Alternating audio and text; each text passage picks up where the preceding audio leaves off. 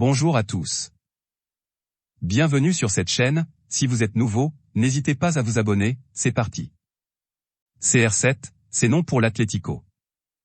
Voilà qui devrait mettre un terme définitif aux rumeurs d'une arrivée de Cristiano Ronaldo à l'Atlético de Madrid et au Bayern. Alors que son avenir est toujours incertain à Manchester United, l'attaquant portugais voit son nom associé à de nombreux cadors européens. Au cours d'un entretien accordé à Partidazo de COP, Enrique Cerezo, le président du club madrilène, a définitivement fermé la porte au quintuple Ballon d'Or. Je ne sais pas qui a inventé cette histoire, mais il est presque impossible pour Cristiano de venir à l'Atlético. Du côté de Munich, la mélodie est la même. Le président Oliver Kahn, le président du Bayern Munich, également confirmé ne pas être intéressé par l'attaquant. Notre avis, il va falloir se rendre à l'évidence pour Cristiano Ronaldo. Même s'il veut jouer la Ligue des Champions, son avenir s'inscrit pourtant du côté de Manchester, au moins pour une saison de plus. Un rendez-vous PSG-Inter pour Skriniar ? Après avoir recruté Nordi Mukiele, le PSG continue d'être actif sur le mercato. Selon les informations de Foot Mercato, Luis Campos espère en effet boucler dans les prochains jours les transferts de Renato Sanchez et Milan Skriniar. Pour ce dernier, un rendez-vous est prévu à Londres ce mercredi avec l'Inter Milan, qui continue de réclamer 70 millions d'euros. Nasser Al-Khelaifi pourrait être présent selon Sport Italia. Mais la Gazzetta dello Sport, elle, annonce qu'aucun rendez-vous n'est au programme. Qui dit vrai ? Notre avis, le PSG veut, encore, tenter pour Skriniar, même si ce dossier s'est compliqué depuis le raté Glaison-Bremer. Fofana, nouvelle cible de Chelsea pour sa charnière. De Ligt parti au Bayern, Koundé vers le FC Barcelone, les dossiers Ake et Kimpembe qui coincent, les Blues voient leurs options se réduire pour le poste de défenseur central. Ce mercredi, Sky Sport annonce que Chelsea songerait à Wesley Fofana. Victime d'une fracture du péroné en août 2021, l'ancien Stéphanois a progressivement repris la compétition en fin de saison dernière. Notre avis, encore un dossier épineux pour Chelsea. À moins d'un chèque XXL, il paraît très peu probable de voir Leicester lâcher son international espoir. Rabiot parti pour rester à la Juve. Alors que Paul Pogba devrait manquer entre 1 et 2 mois de compétition après sa blessure au ménisque, la Juventus Turin aurait décidé de conserver Adrien Rabiot, dont le départ semblait pourtant acté. L'ancien milieu du PSG s'entraîne actuellement avec les U23 du club, puisqu'il n'est pas parti pour la tournée aux États-Unis en raison de problèmes liés au vaccin selon la Gazzetta dello Sport. Notre avis, si la Juve ne parvient pas à se renforcer au milieu, et que la longue blessure de Pogba se confirme, la situation de Rabiot pourrait en effet changer. Chelsea a prêt à brader Hakim Ziyech à Milan. Alors que les dirigeants londoniens et milanais se sont déjà rencontrés à de multiples reprises, le Daily Mail annonce que Hakim Ziyech aurait fait du champion d'Italie sa destination numéro 1 pour cet été. Plusieurs sources et notamment la Gazzetta dello Sport s'accordent à dire que Chelsea pourrait brader l'international marocain contre un chèque supérieur à 10 millions d'euros. Les Rossoneri pourraient faire coup double en cas d'arrivée de l'ancien joueur de l'Ajax puisqu'il négocie également l'arrivée de Charles de Ketelaere, Bruges. Notre avis, une décision assez surprenante de la part des Blues.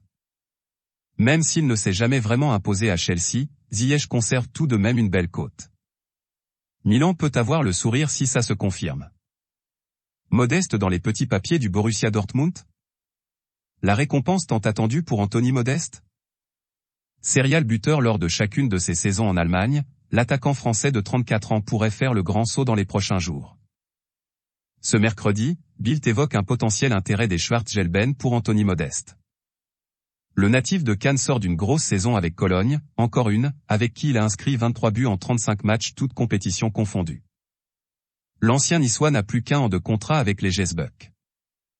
Notre avis, un profil dans la même veine que celui de Haller et qui pourrait faire du bien au collectif d'Edin Terzic. Les planètes peuvent s'aligner dans ce dossier. Tuchel ferme la porte à Werner. Alors qu'il a émis le souhait de retourner à Leipzig pour se relancer, Timo Werner pourrait être retenu par Chelsea et Thomas Tuchel. Dans son édition du jour, Kicker révèle que l'entraîneur des Blues aurait mis son veto au départ de l'international allemand. L'ancien coach du PSG est toujours en attente de renfort devant et a maintes fois exprimé son mécontentement sur la situation de son arsenal offensif.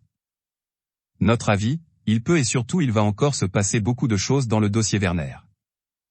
Une saison de plus à Chelsea est loin d'être l'idée du siècle pour l'international allemand. Luan Pérez proche d'un départ de l'OM. Recrue estampillé Roré Sampaoli, arrivé à Marseille l'été dernier, Luan Pérez semble proche de quitter l'OM selon l'équipe. Acheté pour 4,5 millions d'euros à l'époque en provenance de Santos, le défenseur central brésilien est au centre de négociations entre le club marseillais et Fenerbahçe, qui vient de perdre Kim Min-jae, parti à Naples. Notre avis, l'OM doit dégraisser, surtout en défense. Pérez est candidat à un départ. Tottenham encore prêt à dégainer sur le marché. Malgré un recrutement déjà très conséquent avec les arrivées de Richarlison, Forster, Bissouma, Langlais, Spence ou encore Perisic, les Spurs ne sont pas rassasiés. Selon les informations du Daily Mail, le club londonien souhaiterait encore muscler son entrejeu et pourrait prochainement formuler une offre pour Weston McKennie, le milieu de terrain de la Juventus Turin. La vieille dame réclamerait 40 millions d'euros pour libérer son international américain. Notre avis, même son de cloche que pour Adrien Rabiot côté turinois.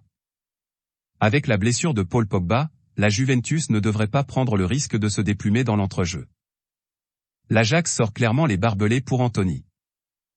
Alors qu'Erik ten Hag en avait fait l'une de ses priorités à son arrivée en Angleterre, Anthony, 22 ans, ne devrait pas rejoindre Manchester United cet été. Ce mercredi, le très sérieux de Télégraphe révèle que l'Ajax Amsterdam aurait augmenté la clause libératoire de son joueur. Le club anstellodamois attendrait désormais près de 100 millions d'euros pour libérer l'international brésilien, 8 sélections, 2 buts. Notre avis, à ce tarot-là, peu seront les équipes à tenter le coup pour tenter d'attirer Anthony dans les filets. Et le club batave n'a pas de besoin urgent de vendre après avoir déjà bien renfloué ses caisses avec les ventes de Lisandro Martinez, Sébastien Haller et Ryan Gravenberch. BK proche d'un retour en France. Le gym a intensifié ses efforts pour Alexis BK, 21 ans. L'équipe annonce ce mercredi soir un accord entre le gym et le Lokomotiv Moscou pour le transfert d'Alexis BK, 21 ans. L'ancien Caennais qui a participé aux Jeux Olympiques de Tokyo va s'engager pour 5 saisons avec les Aiglons contre 14 millions d'euros, bonus compris. Notre avis, son départ pour Moscou était une sacrée surprise il y a un an. BK va désormais pouvoir montrer tout l'étendue de son talent dans l'Hexagone. Akanji toujours dans le flou à Dortmund. Alors qu'il a annoncé son souhait de quitter le BVB, Manuel Akanji, 27 ans, est dans une impasse. Ce mercredi, le directeur sportif de Dortmund Sébastien Kehl a confirmé des discussions avec l'international suisse pour une résolution à l'amiable. Nous sommes toujours en contact étroit avec le joueur et la direction, mais il n'y a rien de nouveau, a expliqué le dirigeant. En fin de contrat en juin 2023, le défenseur n'a pas participé à la pré-saison avec le club allemand. Notre avis, alors que le jeu des chaises musicales bat son plein en défense centrale, Akanji est, à l'heure actuelle, l'un des grands perdants de ce chantier. Mais l'Helvète devrait toutefois avoir des propositions dans les semaines à venir. Scamacca débarque à Londres. Paris a bien été doublé. Comme annoncé depuis plusieurs jours déjà, West Ham a officialisé mardi l'arrivée de Gianluca Scamacca. Courtisé par le PSG pendant de longues semaines, l'attaquant italien débarque chez les Hammers pour un montant de 36 millions d'euros, plus 6 millions de bonus. Le désormais ex-buteur de Sassuolo a signé un contrat de 5 ans avec le club de l'Est de Londres. Notre avis, le PSG n'a pas voulu surpayer Scamacca, qui termine donc à West Ham pour une somme conséquente. Naples officialise l'arrivée de Min-jae. Cette fois, c'est fait. Après plusieurs jours de négociations, Naples a trouvé le successeur de Kalidou Koulibaly. Et c'est bien le Sud-Coréen Kim Min-jae qui va avoir la lourde tâche de succéder au rock sénégalais. Le défenseur de 25 ans s'est engagé pour les 5 prochaines saisons avec les Partenaires qui ont déboursé près de 19,5 millions d'euros pour l'arracher à Fenerbahçe.